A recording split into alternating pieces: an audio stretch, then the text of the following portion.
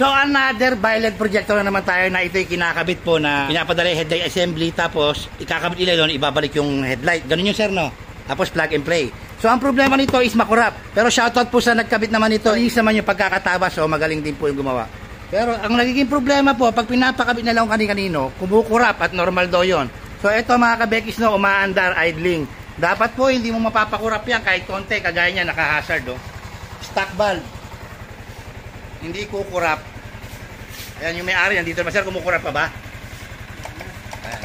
Kanina ma-fluctuate. So ito rin, pwede rin po yan kahit nakapatay yan. Patay ang headlight, dapat may passing din yan. Ayan o. Hindi yung pag naka-on lang siya, sala siya magpapassing. Hindi ganon. Ibusina rin po yan. Lumakas pa. Ito ay 3 years battery na, no? Kaya pag nagpakabit po kayo ng mga violet, at pag kumurap-kurap, kasunod po kasi noon is lobat-lobat. Kaya huwag kayong papayag ng gano'n. Dapat stable. Walang fluctuation. Dire-diretso yung buga at hindi parang lumalabo. So ayan po, Sniper 155 ulit. Galing po na Sorsogon. Layo. Quezon City lang mga kabekis. Malapit-lapit naman.